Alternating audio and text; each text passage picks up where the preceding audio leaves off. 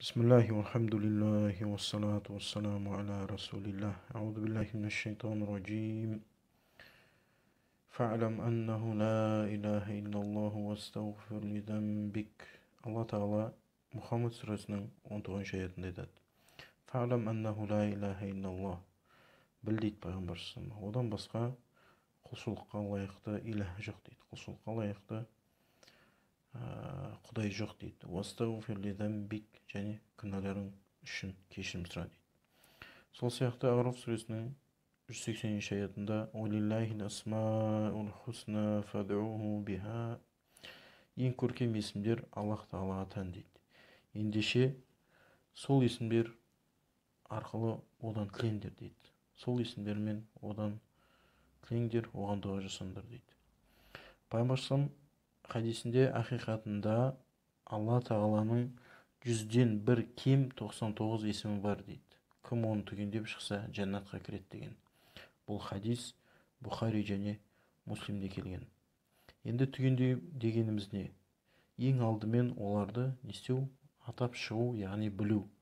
Екіншіден мән мағынасын түсініп, оған айқын, шүбәсіз, шәксіз сену.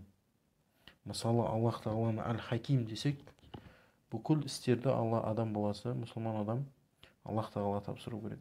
Өйткені барлық істер оның даналығымен жүзеге асады.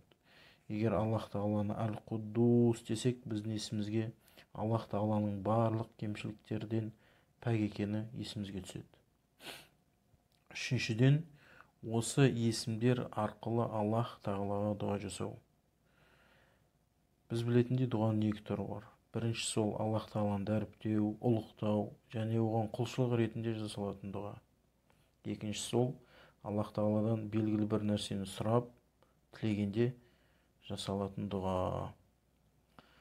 Енді көркем есімдеріне келетін болсақ, Алла Тағаланың Аллах кәлимасы.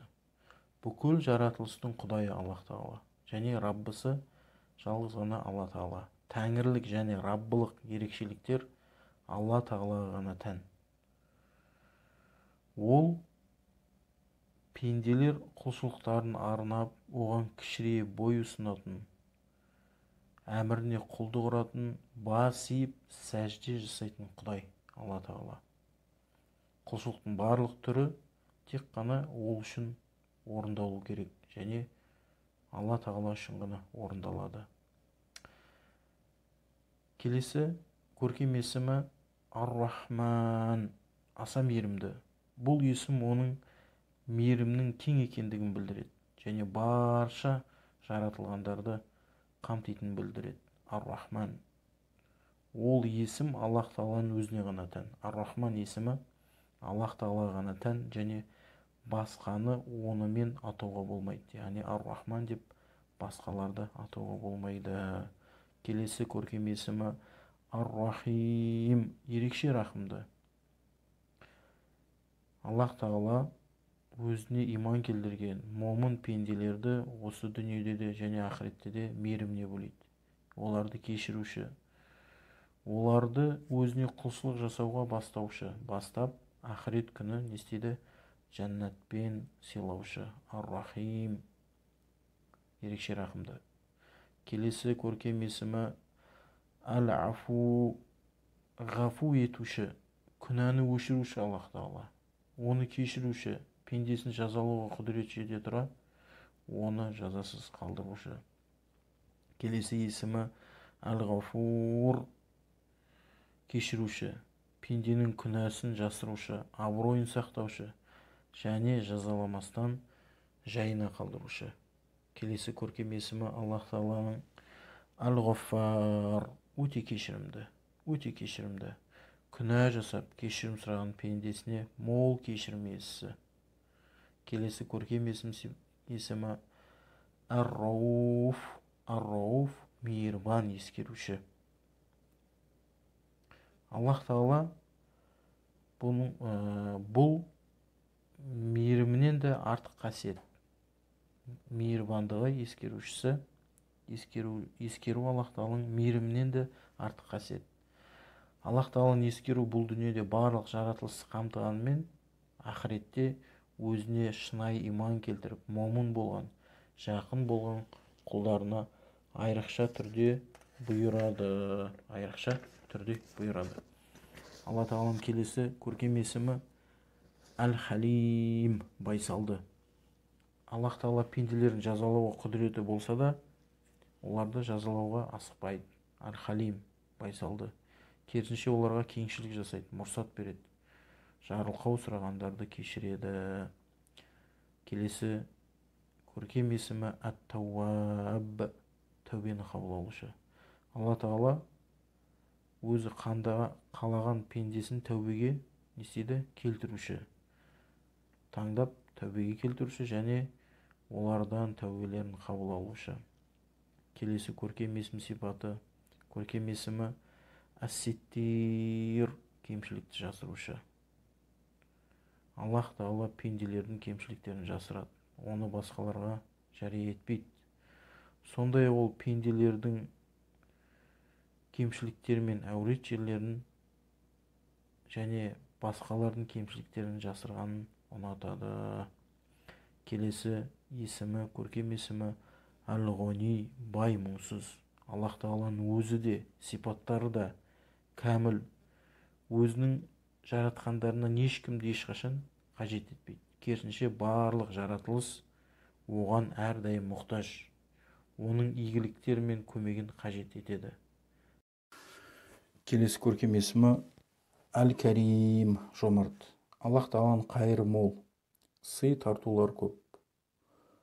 Ол қалаған затын қалаған түрде адам баласы сұраса да, сұрамаса да береді.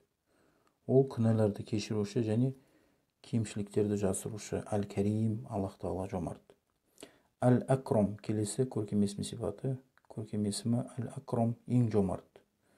Бұл ең жомарт Әл-Акрам көркем есімі жомарттықтың асқан шегі.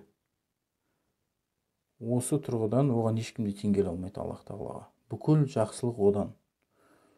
Ол өзінің кеңшілігімен момындарға қайтарым сыйларын береді. Қарсы келгендерге не істейді? Мұрсат береді. Және оларды өз әділдігімен есепке тартады. Әл-Акрам, ең жомарт. Келесі көркем есімі Әл-Вахаб, сый беруші. Сыйы мол Аллах тағаланың.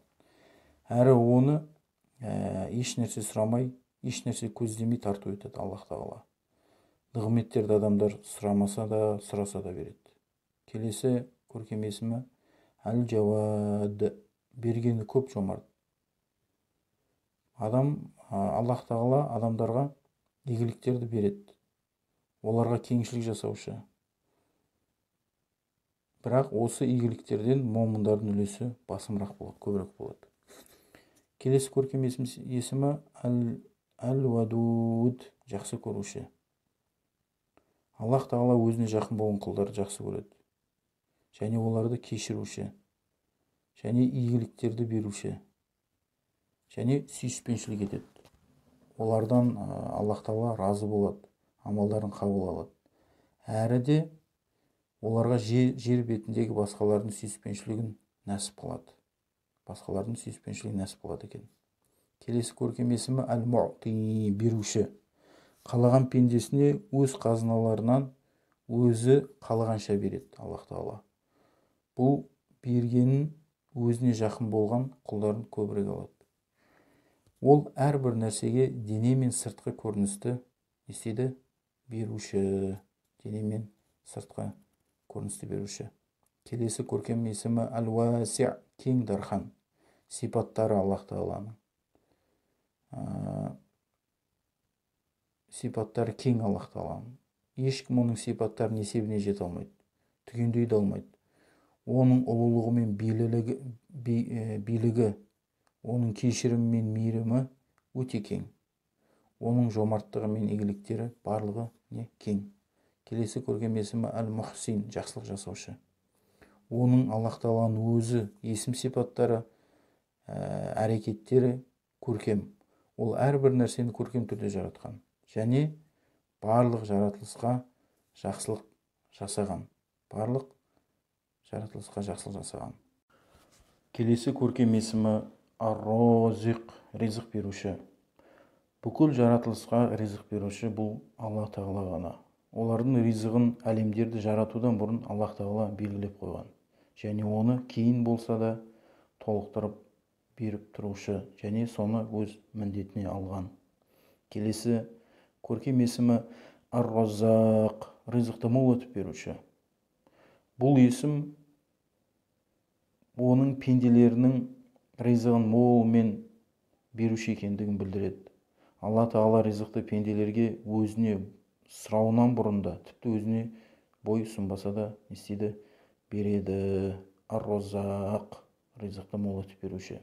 Келесі көркем есімі Ал-Латиф, өте қырағы.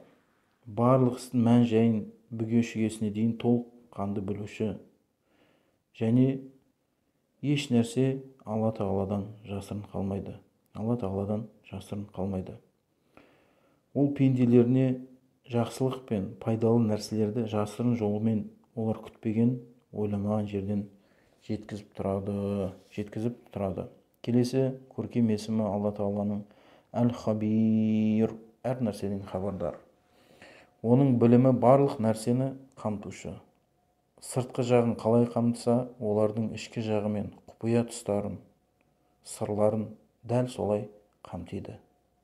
Келесі көркем есімі Әл-Фаттах, Әл-Фаттах, қайыр есіктерін ашушы. Ол өзінің патшалығы, мейірімі және ризығының қазыналарынан қалағанын өз хикметімен және білімі бойынша ашып беруші, қалағанына ашып беруші. Келесі көркем есімі Әл-Алим, білуші. Ол барлық нәрсені білуші. Сырты мен ішін, ашығы мен жасырынын, барлық нәрсені, қазіргі жағдайын, болашағын, толық барлық нәрсені білуші. Еш нәрсе оның білімінен тыс қалмайды. Неге? Өйткені Алла тағала Әл-Алим, білуші.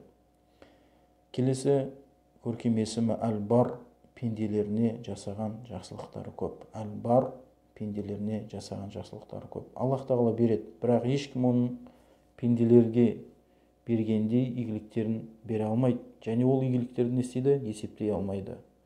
Ол Аллах тағала уәделерін бұлжытпай орындайды.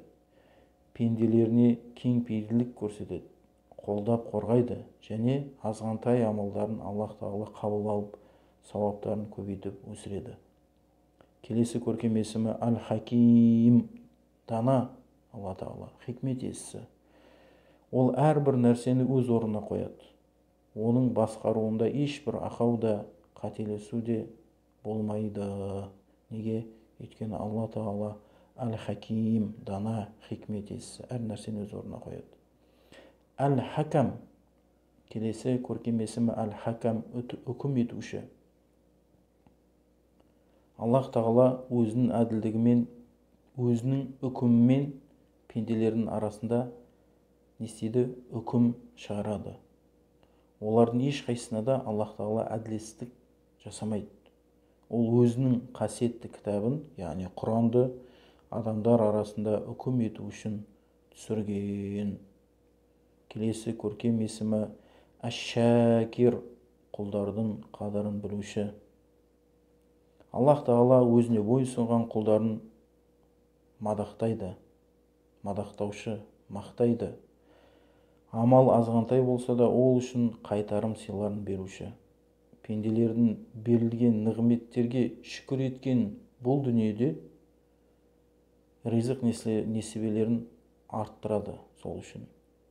Ал ақыретте сауабын беруші, сыйға бөлуші. Келесі көркем есімі Алла тағаланың Әш-Шакур, шүкір етуші. Алла тағала пенделердің азғантай амалдарын көбейтеді. Ол үшін берілетін сауаптарды еселейді. Аллах тағаланың шүкір етуі пендесін шүкір етуге бағыттауы, әрі одан бой ұсынғанын қабыл алуы. Құлдардың Аллах тағала бой ұсынғанын қабыл алуы оның шүкір етуші екенін білдіреді. Келесі көркем есімі Әл-Жәмил, сұлу. Алла тағала сұлу. Алла тағаланың өзі есімдері мен сипаттары және барлық істері кәміл түрде сұлу. Жаратылғандардың сұлулығы оның ғана, Аллах Тағаланың құзырынан ғана, соның тарапынан ғана беріледі. Келесі көркем есімі Әл-Мәджид, даңқты. Ол жер мен көкте даңқ, жомарттық, үстемдік пен билік мәртебе иесі ол Алла Тағала. Келесі көркем есімі Әл-Уәли, қамқоршы. Алла Тағала қамқоршы. Ол жаратылыстардың істерін басқарып тұрушы, өзіне жақын болған пенделеріне қорғаушы да және жақтасушы. Келесі көркем есімі Әл-Хамид, мақтаулы. Оған оның есім сипаттары мен істер үшін мақтаулар арналады. Аллах Тағалаға мақтаулар арналады. Оған мақтаулар кеңшілік пен таршылықта да, қиыншылықта да, жақсылықта да, кез келген сәтте айтылады. Ол кәміл сипаттар иесі, мақтау мен мадақтың ең кәміл түрлеріне Алла Тағала лайық. Сондықтан ол Әл-Хамид, мақтаулы.